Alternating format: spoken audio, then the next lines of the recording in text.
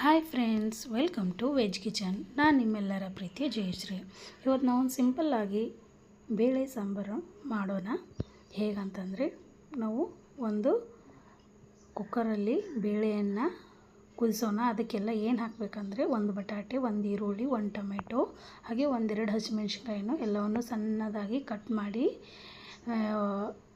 ಬೇಳೆ ಒಳಗೆ ಹಾಕ್ಕೊಳ್ಳೋಣ.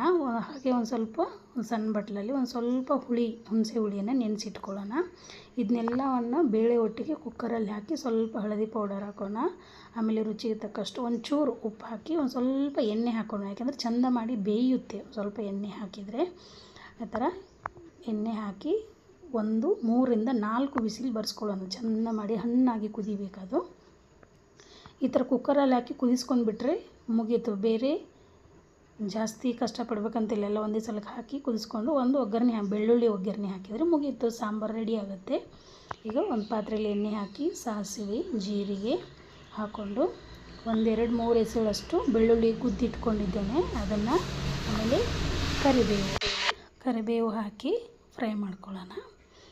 ಆಮೇಲೆ ಯಾರೆಲ್ಲ ಹೊಸದಾಗಿ ನನ್ನ ಚಾನಲ್ ನೋಡ್ತಾ ಇದ್ದೀರೋ ದಯವಿಟ್ಟು ಸಬ್ಸ್ಕ್ರೈಬ್ ಮಾಡಿ. ಈ ರೆಸಿಪಿ ನಿಮ್ಗೆ ಇಷ್ಟ ಆದರೆ ಒಂದು ಲೈಕ್ ಕೂಡ ಕೊಡಿ. ಹಾಗೆ ನಾನೀಗ ಮಸಾಲೆ ಪೌಡರು ಅಥವಾ ಖಾರದ ಪುಡಿಯನ್ನು ಹಾಕ್ತಾಯಿದ್ದೀನಿ. ಈಗ ಈ ಖಾರದ ಪುಡಿಯನ್ನು ಹಾಕಿದರೆ ಬೇರೆ ಯಾವುದೇ ಮಸಾಲೆ ಹಾಕಬೇಕಂತಿಲ್ಲ. ಯಾಕಂದರೆ ನಾನು ಆಲ್ರೆಡಿ ಎಲ್ಲ ವೀಡಿಯೋಸ್ಗಳಲ್ಲಿ ಹೇಳ್ತೀನಿ. ನಮ್ಮದು ಮಸಾಲೆ ಎಲ್ಲ ಮಿಕ್ಸ್ ಮಾಡಿ ಇಟ್ಟಂತಹ ಖಾರ ಇರುತ್ತೆ. ಹಾಗೆ ಬೇರೆ ಯಾವುದೇ ಗರಂ ಮಸಾಲ ಹಾಕಬೇಕಂತೇನಿಲ್ಲ, ಹಾಕೋದಿಲ್ಲ ಕೂಡ. ಅದೇ ಟೇಸ್ಟ್ ಆಗಿರುತ್ತೆ. ಹಾಕಿ ಆದಮೇಲೆ ಬೇಳೆ ಕುದಿಸಿಟ್ಟಂಥ ಬೇಳೆಯನ್ನು ಹಾಕಿ ಸ್ವಲ್ಪ ನಮಗೆ ನೀರು ಹಾಕಿದರೆ ಆಯಿತು. ಆಮೇಲೆ ಹುಣಸೆ ಹುಳಿ ನೆನೆಸಿಟ್ಟಿರ್ತೀವಲ್ಲ ಅದನ್ನು ಕೈಯಿಂದ ಚೆಂದ ಮಾಡಿ ಕಿವುಚ್ಕೊಂಡು ರಸ ಮಾಡಿಕೊಂಡು ಈ ಥರ ರಸ ಹಿಂಡಿದರೆ ಆಯಿತು. ಆಮೇಲೆ ಮೇಲೆ ಒಂದು ಸ್ವಲ್ಪ ರುಚಿಗೆ ಮೊದಲೇ ಆಲ್ರೆಡಿ ಒಂದು ಸ್ವಲ್ಪ ಹಾಕಿರ್ತೀವಿ ಬೇಳೆ ಬೇಯಿಸುವಾಗ. ಈಗ ನೋಡಿಕೊಂಡು ಸ್ವಲ್ಪನೇ ಹಾಕ್ಕೊಳ್ಬೇಕು. ಆಮೇಲೆ ಒಂದು ಚೂರು ಸ್ವಲ್ಪನೇ ಬೆಲ್ಲ ಹಾಕಬೇಕು. ಹುಳಿ ಹಾಕಿರ್ತೀವಲ್ಲ ಟೇಸ್ಟ್ ಚೆನ್ನಾಗಿ ಬರುತ್ತೆ. ಬೆಲ್ಲ ಹಾಕ್ಕೊಂಡ್ರೆ ಕುದಿಸಿದರೆ ಮುಗಿದೋಯ್ತು. ಸಾಂಬಾರು ತುಂಬಾ ಚೆನ್ನಾಗಿರುತ್ತೆ, ಟೇಸ್ಟ್ ಆಗಿರುತ್ತೆ. ಮೇಲೆ ಸ್ವಲ್ಪ ಸಣ್ಣದಾಗಿ ಕಟ್ ಮಾಡಿಡುತ್ತಾ ಕೊತ್ತಂಬರಿ ಹಾಕಿದರೆ ಆಯಿತು.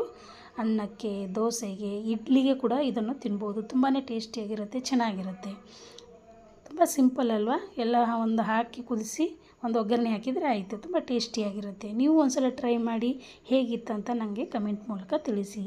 Thank you for watching.